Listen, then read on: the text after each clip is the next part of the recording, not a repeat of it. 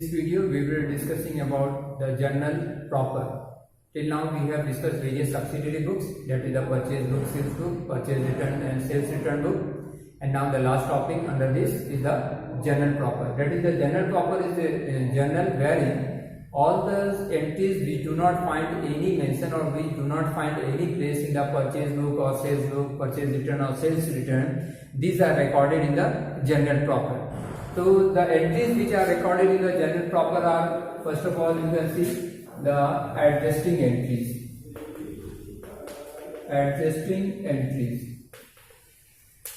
Adjusting entries means at the end of the year when accounts are to be closed. At the end of the year when accounts are balanced, general adjusting entries are needed. For example, when assume that the rent are unpaid. Suppose every month you have to pay the rent. Say 1000 rent are to be paid, and for the last 2 months rent has not been paid. So this rent of rupees, since every month you have to pay 1000 and for the last 2 months rent has not been paid, so rent of 2000 will be due, that is rent will be due. So for this 2000 adjusting entry will be part, adjustment will be done, and for this it will be written in the journal proper. The format of the journal proper is as usual the format of the journal which we have discussed earlier also. The two amounts column for debit and the credit, one is the date column and one folio column. This is the journal proper. It is also known as journal proper. Here for the first column is date, then particulars, here ledger folio, and here debit amount, and here credit amount, credit amount. And for this adjustment, this will be written in the adjusting entries will be passed for the rent outstanding, and the entry also you can note it, rent is an expense, and for expenses the rule is debit all expenses and losses. So rent account will be debited, and then outstanding rent is due, rent due or outstanding rent also you can write outstanding rent account. This will be the journal entry which will be written in the journal proper. Now this rent is a expense, and rule for expenses and losses is debit all expenses and losses, and outstanding rent, or you can say rent due.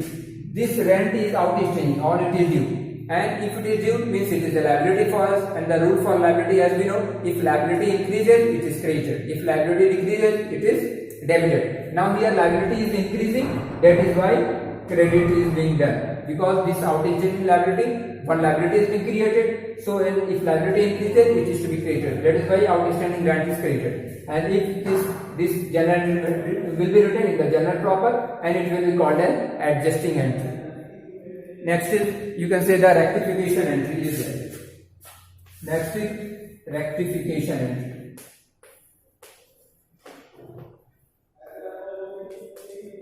Beside this, rectification entry is also be passed. Rectification means sometimes errors are committed in the books of account. In order to make the errors, you can say in order to rectify the errors, you have to correction entries passed, which is also known as actually the rectification entry. Rectify means to correct the mistake, to correct the error. If error has been committed, in order to rectify that, in order to correct the mistake, if entries are passed, then it will be recorded in the journal proper, which will be called as rectification entry.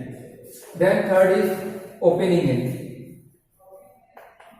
Opening entry.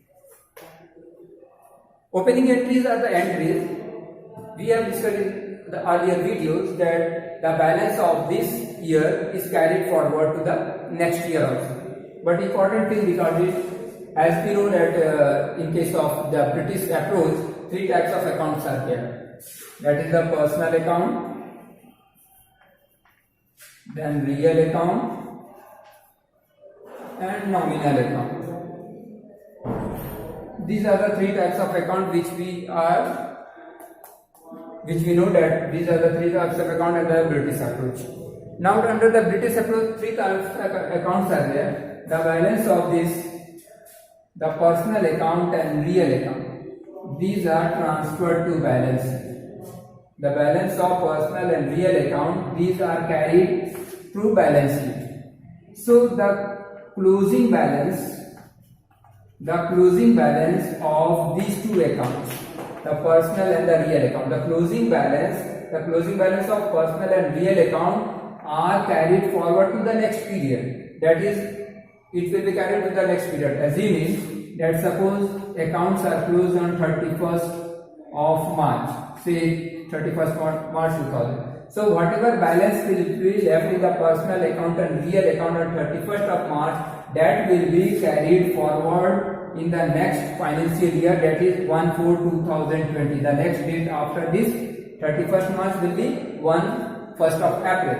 So balance of personal and real account are carried forward. So when these are carried forward, so entry for this balance of this when it is carried forward to the next year is known as, for general entry for this is passed, and this entry is known as opening entry. The balance of previous year when it is recorded in the current year's books of account, that is the next year, in the beginning of the year when it is recorded, then it is known as opening entry. Now come to closing entry also. The closing entries, just now I told you the balance of personal and real account are carried forward to the next period, and the balance of nominal account, the balance of nominal account, that is expenses, losses, income and gain. This balance is transferred. The balance of this is transferred to trading and profit and loss account. Trading and profit and loss account. PROFI, profit and loss account. And when this balance and the balance of the account will get closed, the balance when the nominal account, the balances of the nominal account are transferred to trading profit and loss account, and once the balances are transferred, the account will get closed, and that is why the journal entry which is passed for the nominal account at the end of the year and balance is transferred to trading profit and loss account, then that journal entry will be considered as a closing entry. Now this journal entry will be known as a closing entry. Assuming, let us see how the entry will be passed. Assuming this is a rent account, just we have passed. Suppose this is the rent account. The rent is an expense. If you are paying the rent is an expense, so entry will be what? When you pay the rent, entry is rent account debit to say cash account. Rent account debit to cash account. Although it will not be written in the journal proper, I am writing here only.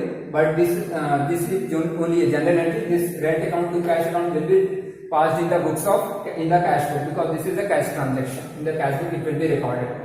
So this will be the journal entry. So rent is debited. So on the debit side, this is the left hand side is the debit side, right hand side is the credit side. It will be written as to rent. Sorry, to cash. To cash, say 1,000. This is the debit and this is the credit side, and these are the amount column, and this is the particular date column I have now drawn. This is the date column basically. Now the balance of this rent account, this rent is an expense for the business. So if it is an expense, the balances of and rule for expenses, nominal account refer to which account? Expenses and losses. So this nominal account is this rent account is a nominal account, and balance of nominal account is transferred to trading account or profit and loss account.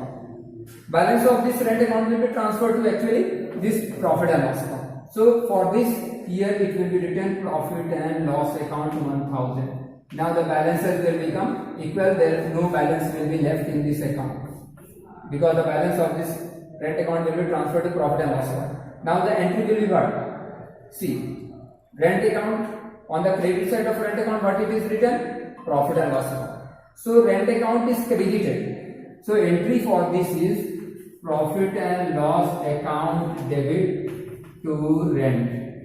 The entry is profit and loss account debit to rent, because on the credit side of rent account what it is written? Profit and loss account. Since rent account is being credited, on the credit side we are writing it. On the credit side of rent account we are writing profit and loss account. It means rent account is being credited. So rent account is credited, profit and loss account will be debited. So this entry will be considered as a closing entry. The balance of when expenses and losses account, that is the nominal account balances, when it is transferred to trading account or profit and loss account, then this is known as a closing entry. besides opening entry and closing entry. Here come to close, this is closing entry. This closing entry is passed for nominal account. It is passed for nominal account. Opening entry it is passed for real and personal account. Real and personal account.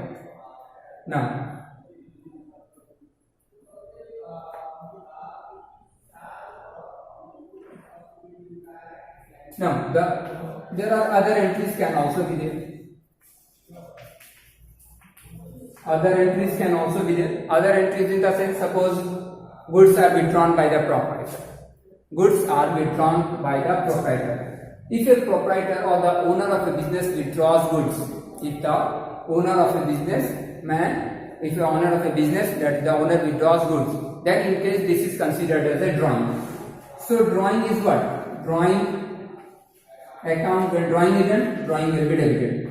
And now we have to see what goods are, if goods are withdrawn. So when goods were purchased, we have purchased, what we have debited? When goods are purchased, purchases are debited. But if goods are withdrawn, then purchase account will be credited. So when goods were withdrawn by the owner, entry will be drawing account debit to purchaser. So this type of entry, this comes under other entries. So this will be recorded also in the general proper, because it will not find any place in the purchase book or sales book or purchase return or sales return. It will not find any place. So that is why, or in the cash book also. So it will be recorded in the general proper. So this is all about the various, you can say, the general proper, what type of entries are recorded. And next, in the next video, we will be doing some question from this chapter, because this we have come to the close end of this chapter, and only thing is left is to solve some questions so that you can have a better understanding of this chapter.